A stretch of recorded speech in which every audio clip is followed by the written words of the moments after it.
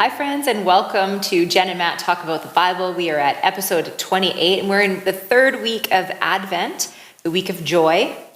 The text that we're looking at today is the Magnificat, Luke 1, verses 46 through 55. I guess I'm going to just go ahead and read this. I was going to get you to read it, but... Can we just say... No, you should read it, but... Yeah. But can we say like the context a little bit? Just like if you back up, we don't have to read this section, but this is actually Mary knows that she's pregnant. Elizabeth is her relative, and Mary has gone to visit Elizabeth, actually for several months. She's going to go live there, essentially. And Elizabeth is also pregnant. And that's sort of the beginning of Luke's gospel, kind of outlines Elizabeth's story, Zechariah, her husband Zechariah's story, and John the Baptist will be their son, right? And then, and when Mary arrives, Elizabeth like feels something in her womb, and presumably it's like John the Baptist knows. Woo woo! Hey, there's Jesus in Mary. Yeah. And then, and Elizabeth basically says to Mary, "Blessed are you among women, and blessed is the fruit of your womb. Why has this happened to me, that the mother of my Lord comes to me? For as soon as I heard the sound of your greeting, the child in my womb leaped for joy." Oh, there's the joy. There's the joy. It's Joy Sunday. We're going to start backwards. There you go. 44. And then Mary responds to Elizabeth basically giving this blessing and this sort of like, "Oh, this is amazing. And you are blessed among women," is what she says. And then Mary says, or sings, potentially. Sings. I'm not going to sing it today. Okay. She says, "My soul magnifies the Lord, and my spirit rejoices in God my Savior. For he has looked with favor on the lowliness of his servant. Surely from now on, all generations will call me blessed. For the Mighty One has done great things for me, and holy is his name. His mercy is for those who fear him from generation to generation. He has shown strength with his arm. He has scattered the proud in the thoughts of their hearts. He has brought down the powerful from their thrones and lifted up the lowly. He has filled the hungry with good things and sent the rich away empty. He has helped his servant Israel in remembrance of his mercy, according to the promise he made to our ancestors, to Abraham and to his descendants forever." It's a good, joyful word. That's it. It's a joyful word for the lowly. There you go. I like that, yeah. Where to begin? We're done. I always like that Mary starts by singing this about herself, and then it really quickly moves to being this sort of massive universal scale of this is what God is doing, has done, will do in the world. Yeah, actually that's really, I'm glad you point that out, because she says like, "My soul magnifies the Lord, and my spirit rejoices in God my Savior." And so that's like present tense rejoicing. And individual, personal. Yeah. And then it moves to this past tense, "For he has looked with favor." And surely from now on, like there's just this interesting mix of like the duality of time. I mean, like we're living in an era where time is the most bizarre experience for things. And so I don't know, I like that. I also like that there's something that you've been talking about, it's come up numerous times and it's really stuck with me, is that we are blessed to be a blessing over the past several months. And this is kind of that same sort of thing. Like Mary has been blessed to be a blessing to the world. Right. That's encouraging. Yeah. I do think, like I like the time stuff is really interesting, because mostly Mary says, like he has brought down the powerful from their thrones and lifted up the lowly. He has filled the hungry with good things and sent the rich away empty. Those are all like accomplished. God did that. But actually God, at this stage, that hasn't happened. Like all that's happened is she knows she knows this baby that I'm carrying is, I've been told this baby is the savior of the world. Kind of. That's not heavy at all. So, but then she extrapolates from that, like, then it's a done deal. Mm-hmm. Like, this is done. So even though it's like her personal experience is present tense, but all of the future things that are going to happen because of this one that she's carrying have already been she done. Does it all in the past tense. Yeah. It's really interesting. It is. So she's having this joyful experience of God. It's kind of breaking prophetic. Into her life. It is prophetic. She actually, that's the other thing too, is that she's standing in a prophetic tradition. She's also standing in like this idea of like a singing tradition as well. Like when the Israelites come out of Egypt into the promised, not in the promised land yet, but they're coming out of through the sea. Yeah. Moses and Miriam both have songs that they sing of salvation and that God has rescued us.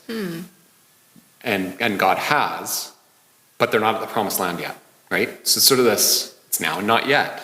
And it's the same thing that happens with Mary. And then you get another song of Zechariah gets a song. Mm-hmm. So I'd be interested, I haven't ever looked at that up, but just to see, is there like a mirror between the prophetic singing of Mary and Zechariah and Moses and his sister Miriam. But then she's also got prophetic themes interwoven into her song, right? Which are pretty standard prophetic themes that you find like throughout the book of Isaiah and others. That's pretty cool. Mm-hmm.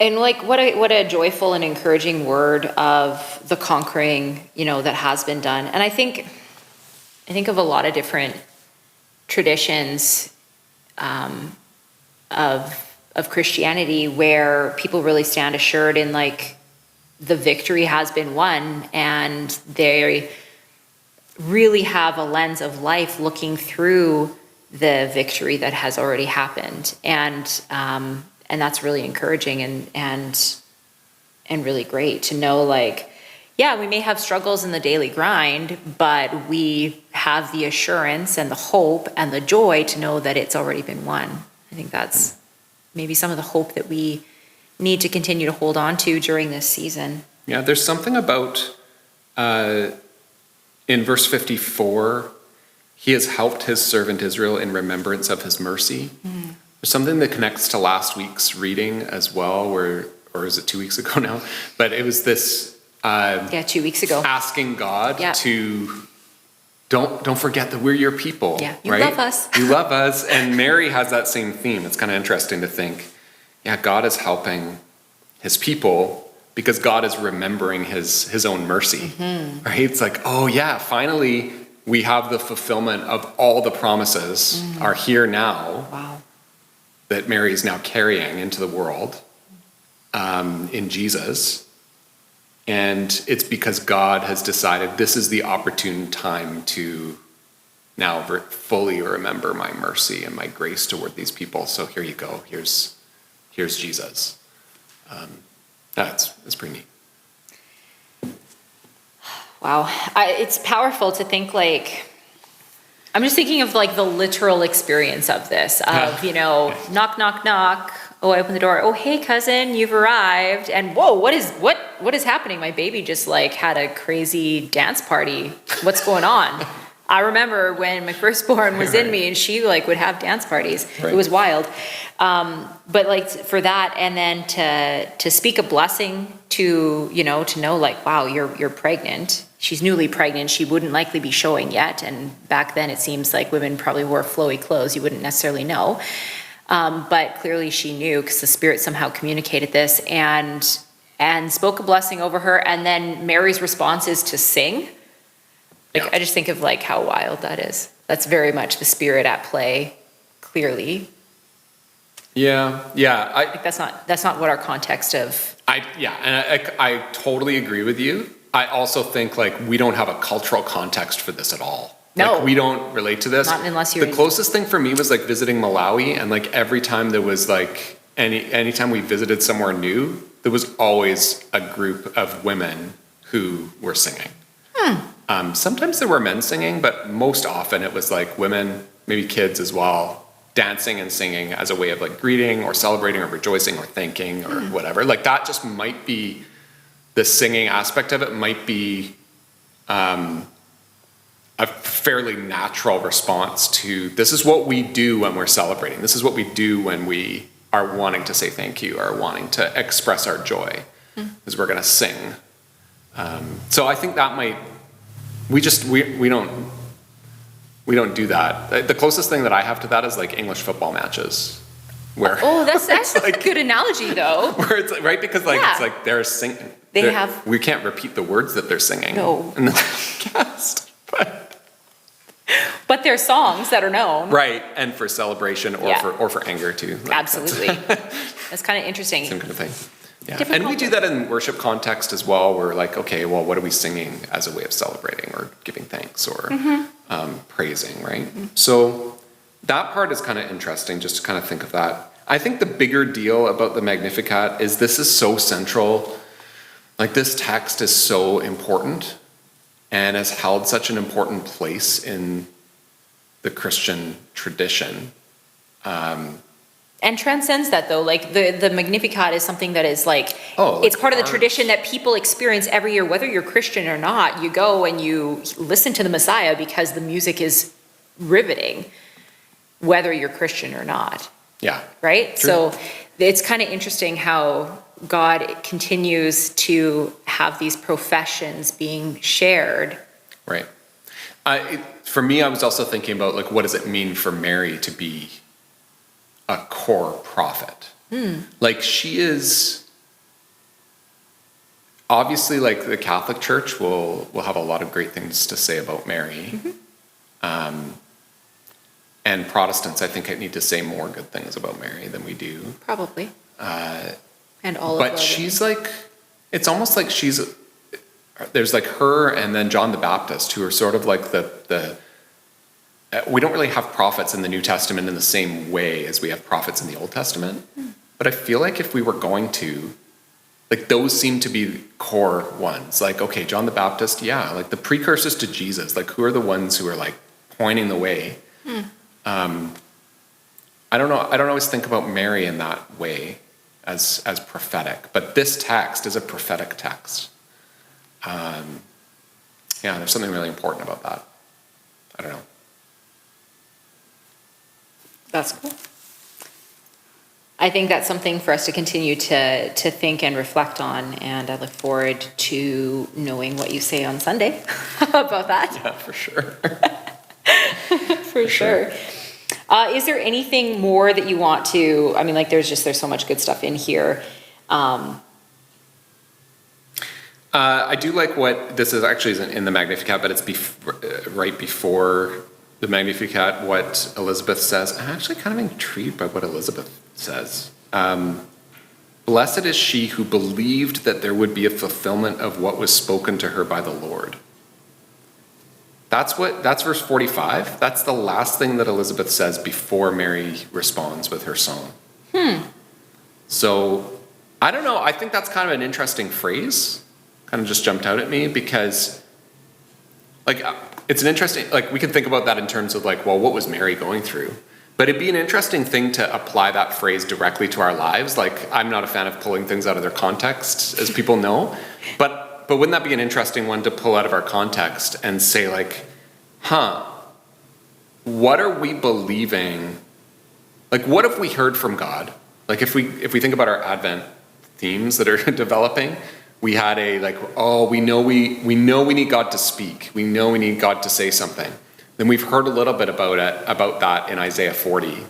And now it's like, well, what if we could reflect a little bit about, what have we heard from God? And are we believing it? Like,